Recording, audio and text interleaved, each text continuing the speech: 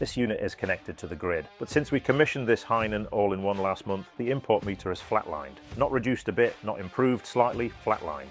No generator, no magic box behind the bins, just solar, storage and a small commercial building doing something most people still associate with houses. And that is the point. Solar is still talked about as a domestic technology. Panels on semis, batteries in garages, apps showing cheerful green arrows while someone boils a kettle. But small commercial buildings could be a far more interesting opportunity. They often have useful roof space, they often use energy during the day, they may be paying higher commercial rates, and if the power goes off, the cost is not just inconvenience, it can be lost work, lost access, lost security, lost revenue.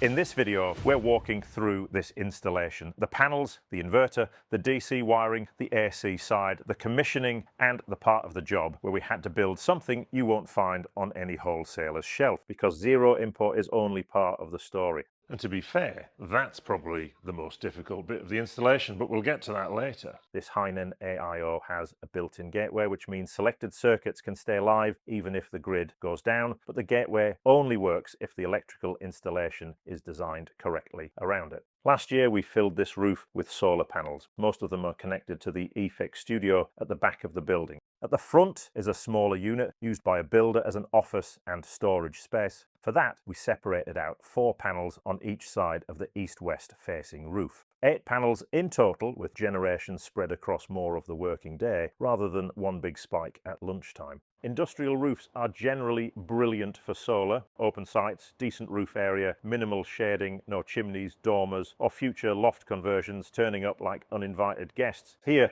the biggest shading problem has been more airborne. A flock of pigeons has taken a liking to the array, mainly because someone nearby keeps feeding them. It's me! You won't recognise me from Sharnbrook. Yes, fantastic. So even when the building behaves itself, nature still finds a way onto the snagging list. In this case, the occasional pigeon convention. The panels were already here. What we were waiting for was the right system to pair them with. That arrived last month in the form of this Hinen all-in-one, an 8 kilowatt hybrid inverter and a single 8.9 kilowatt hour battery module. One clean stack, no separate inverter over here, no battery cabinet over there, no gateway box squeezed in somewhere else with cables wandering around like they're looking for the exit. Everything built into a compact floor standing unit, IP65 rated so it can go outside if the site layout demands it. These aren't plant rooms pretending to be buildings. Space is limited, walls are already busy, and the more self-contained the kit, the easier it is to install, explain, and live with. And if the building had higher demand or needed longer backup time, the platform is scalable. Additional battery modules rather than a fixed storage size from day one. So for a small unit like this, you keep the system compact. For a larger commercial load, you have room to grow the storage to match the job. Hinen may be a relatively new name in UK energy storage, but it's backed by a publicly listed electronics manufacturer with more than 20 years experience and now has product and technical support based here in the UK. The inverter also has 4 MPPT inputs, and on real roofs, that detail matters. Not every building gives you one perfect south-facing roof with no shading and no awkward geometry. You might have an east-west split like this one. You might have different roof pitches or sections affected by vents, roof lights, parapets, or, as we've established, pigeons. Didn't go far, did they? With 4 MPPTs, you can separate different strings and let the inverter track them independently. Each section optimized around its own conditions rather than treating the whole array as one big electrical compromise. On some installations, that is a more straightforward and cost-effective approach than fitting optimizers to every panel. Optimizers still have their place where shading is complex at module level, but if the roof can be sensibly split into separate strings, 4 MPPTs gives you design flexibility before adding extra electronics on the roof. This is not a huge solar installation. 8 panels feeding a small office and storage unit using around 4 to 5 kilowatt hours a day. Roughly 130 kilowatt hours across the month. But in summer, this modest array could be generating more than 400 kilowatt hours a month. Around 3 times more energy than the building is currently using. That is why the import meter has flatlined. The solar covers the daytime load, the Hinen battery stores energy for the gaps, and once that battery is full, the remaining energy has to go somewhere. It could be exported back to the grid, but we've also installed an EV charger, because if this business starts running electric vehicles, that surplus solar becomes even more useful. Instead of sending spare energy away, the site can use it to charge vehicles during the working day. The picture changes in winter, generation drops, days are shorter, and if electric heating kicks in, consumption could rise sharply. So this is not about pretending this unit disappears from the grid all year round. Based on the numbers, we'd expect it to run mostly from solar and battery from around March through October. In winter, the grid comes back as the safety net, and that is still a serious reduction in import across the year. One of the big advantages of this unit is how little direct wiring goes into it. Most of the main connections are plug and socket arrangements, so the physical build is clean and logical, and that matters on a small commercial site where you're working in a tight space with a client watching. The system builds from the ground up, battery module onto the floor bracket, battery management system above that, then the gateway section, inverter on top, 4 layers, clean sequence.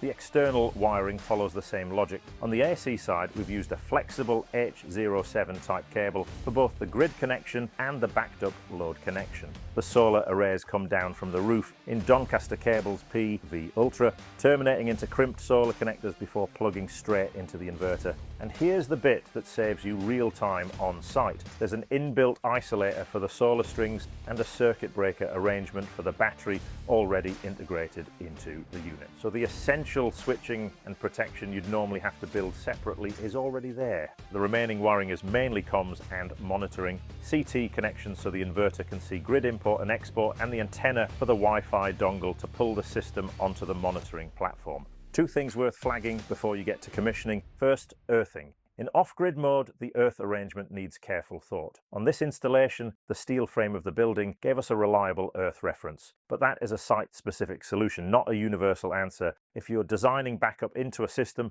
earthing in isolated mode needs to be on your checklist before you commission. Second, RCDs. If the distribution board still has Type AC devices, they'll need upgrading. Inverter-based systems produce a DC fault component that Type AC RCDs won't see. It's one of those details that sits quietly in the background until it isn't quiet anymore.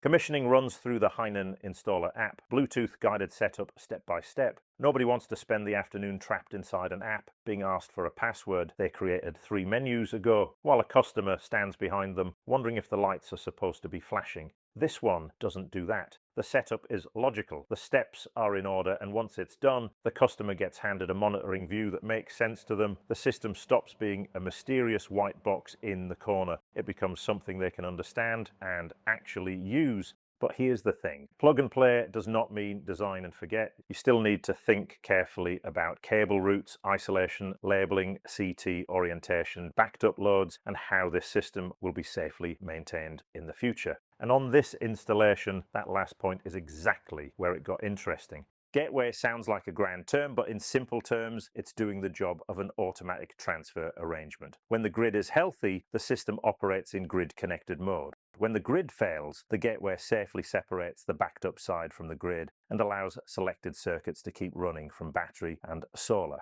And here is the question we get every time. If I have a battery, do I automatically have whole building backup? Usually, no. Without the right gateway function or a suitable arrangement that safely disconnects the installation from the grid, you cannot simply keep the building alive during a power cut. And even where backup is available, the phrase whole building backup needs to be used carefully. The inverter has a maximum output, the battery has a finite capacity, and the loads on the backup side have to be chosen deliberately. On this installation, we've deliberately separated out the big loads, the electric heating, the EV charger. Not business critical during a power cut and capable of emptying the battery very quickly. Instead, we've reserved around 20% of battery capacity for emergency power, so if the grid fails, the customer still has Wi-Fi, security, CCTV, lighting, computers, the circuits that keep the business operational. That is the difference between simply fitting a battery and designing a proper backup system. One is storage, the other is resilience. On many systems, the gateway is a separate box, more wall space, more wiring, more terminations, more coordination during the install. On this Hinen unit, the gateway is built into the stack. There is also a bypass arrangement built into the gateway section. So if there is ever an issue, the load can be supplied from the grid rather than leaving the customer with a clever energy system that has become a very expensive light switch. But here's what the product doesn't give you out of the box.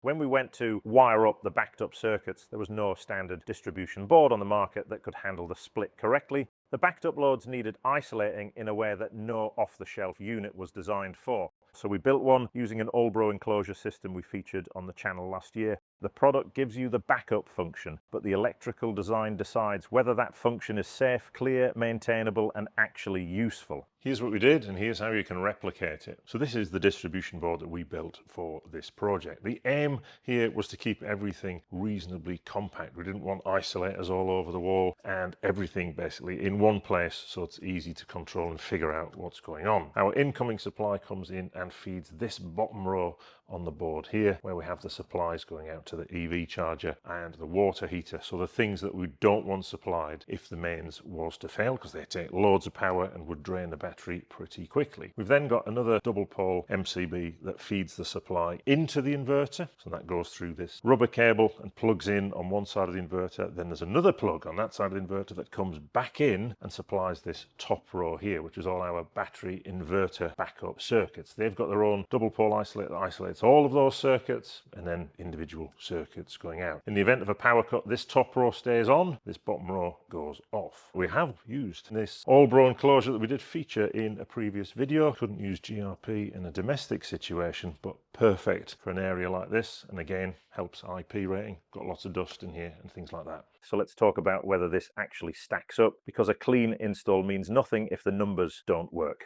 Start with what this building was doing before. Small commercial unit, commercial tariff, pulling everything straight off the grid at a rate most domestic customers would wince at. From March through October, the solar covers the daytime load, the battery carries the gaps, the meter sits still. And here's the part that changes the conversation with a commercial client. On a house, a power cut is an annoyance. On a commercial unit, it's a stopped business. Every minute the grid is down is a minute that unit isn't earning. This system answers both problems with one box on the wall. The honest bit, this won't pay for itself overnight, and any installer who promises that is setting their client up to be disappointed. But on a building that uses energy in the day, on a commercial tariff with the right loads on the backup side, the case is a lot stronger than most people assume. The contractor who works that out first owns that market in their area. Tell us in the comments how you'd have split the backed up loads on this one, because that's a video on its own. This was a really straightforward installation. Everything just went together, followed the instructions, no drama. Even Rick agreed. I'll never get it right first time. One notice we do need to post is not to pile things over the inverter or around the inverter to restrict the airflow to it. This room seems to collect things that are left over from previous projects. Another question we get asked a lot is, do I need to provide surge protection on the DC solar inputs into an inverter system like this? The easy answer is yes, you do. The complicated answer is coming up in a video we're making very soon, so make sure you subscribe for that, or if you're watching in the future, it'll be floating around here.